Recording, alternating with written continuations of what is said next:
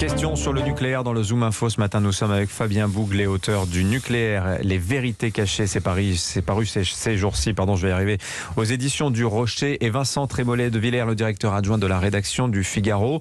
Vincent, question ce matin sur le timing aussi de ce retour en force du nucléaire qui, on va dire, trouve des défenseurs à peu près dans toutes les familles politiques aujourd'hui, ce qui n'était plus arrivé depuis des années. Qu'est-ce qui se passe? Comment Même on explique? Fabien Roussel, le candidat du Parti communiste. Les communistes, la CGT a toujours été pro-nucléaire, pour des raisons d'emploi, etc.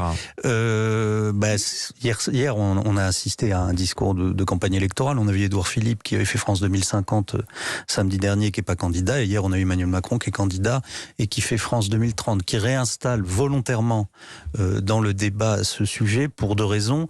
La première, c'est pouvoir se mettre en opposition avec les écologistes et avec Yannick Jadot, qui est quand même un concurrent important sur les jeunes urbains qui ont voté Emmanuel Macron en 2017 et qui pourraient voter pour l'écologie, et pour essayer de montrer que l'écologie de Yannick Jadot est déraisonnable et décroissante et peut nous entraîner dans une intermittence énergétique qui serait extraordinairement préoccupante. L'autre volonté, c'est de mordre sur sa droite comme il le fait depuis quelques mois. Et enfin, je pense qu'il y a dans ce discours et dans ce thème installé la volonté aussi de remettre l'économie au cœur de la campagne. La campagne était depuis un mois prise en main, si je puis dire, par Éric Zemmour et par les thèmes qu'il porte, qui tournent autour de l'immigration, de l'insécurité, du déclin de la France.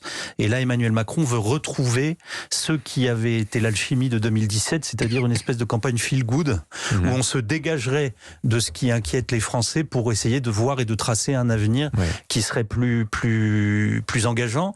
C'est ce qu'il a essayé de faire en mettant le nucléaire dedans. Je crois qu'il y a quand même aussi un élément, et là c'est là où la politique politicienne est dégagée au profit de la mécanique du réel, c'est qu'il était indispensable, pour des raisons qu'on a évoquées tout à l'heure, de remettre en place un plan nucléaire un peu ambitieux. Alors, est-il assez ambitieux? Sera-t-il appliqué? Avec tous ces plans de relance, on est parfois un peu perdu. Mais enfin, on voit au moins que culturellement, la chose est installée et que ce sujet qui était tabou est maintenant verbalisé. C'est déjà une avancée. Pour renucléariser, d'abord, il faudra changer cette loi climat, puisque je le dis, elle est, à mon avis, c'est fondamental, il faut le redire, c'est qu'elle impose que le nucléaire, passe à 50% dans le mix électrique à horizon 2035. 2035, mais c'est plus tenable. Alors, il y a aussi un argument qu'il faut du nucléaire pour faire de l'hydrogène propre.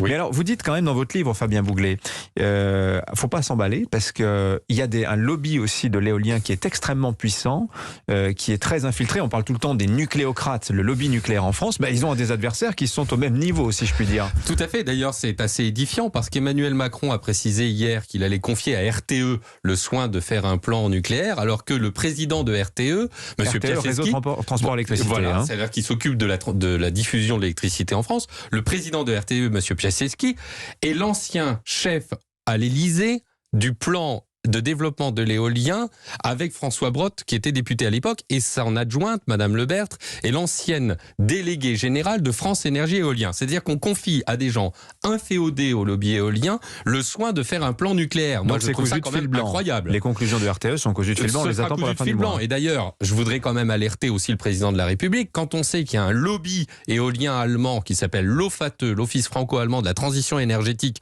qui est un lobby allemand qui contient même Greenpeace dans ses membres, qui est logé dans les locaux de la Direction générale de l'énergie et du climat du ministère de l'écologie. C'est-à-dire que Madame Pompili a au sein des locaux du ministère de l'écologie un lobby industriel allemand qui dirige la politique énergétique de la France. Enfin, moi, j'alerte, c'est pas possible d'avoir à ce point une politique énergétique fondée sur des lobbies éoliens, et je dénonce cette situation. Je ne connais pas les arcanes que vous décrivez, mais je pense qu'il y a un sentiment très important dans l'affaire des éoliennes de dépossession qu'il faut décrire.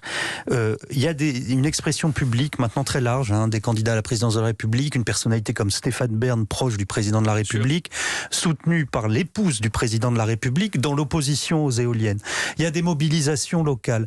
Il y a, une forme de climat, pas de consensus, mais en tout cas de climat important, d'opposition ou de remise en question. Et parallèlement, le plan éolien se déroule comme si tout cela n'existait pas. Et je pense que ces deux réalités créent chez ceux qui s'opposent au éolien le sentiment d'une dépossession démocratique, en disant finalement ce qu'on va mettre à Saint-Brieuc ou en face de chez moi, on ne m'a pas interrogé. Si on m'a interrogé, j'ai dit que j'étais contre. Certains ont dit qu'ils étaient contre.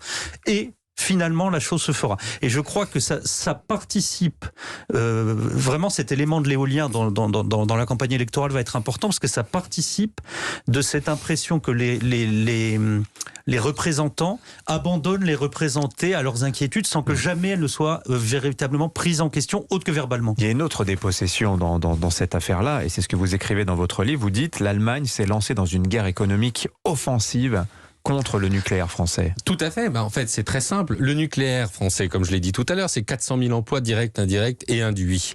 Tandis que l'Allemagne, elle vend son énergie Wind 2 avec les éoliennes, qui représente 200 000 emplois à peu près en Allemagne. Et comme l'Allemagne, la Cour fédérale des comptes allemande vient de dire qu'il fallait faire très attention à cette politique parce que ça allait conduire à l'augmentation des factures, et on a aujourd'hui l'exemple même avec l'augmentation du gaz en Europe, eh bien l'Allemagne n'arrive plus à développer son électricité éolienne dans son pays, et donc fait un lobbying d'enfer pour développer son activité en France. D'ailleurs, 65% des éoliennes installées dans notre pays sont de marque allemande, et 45% des producteurs d'électricité éolienne sont allemands.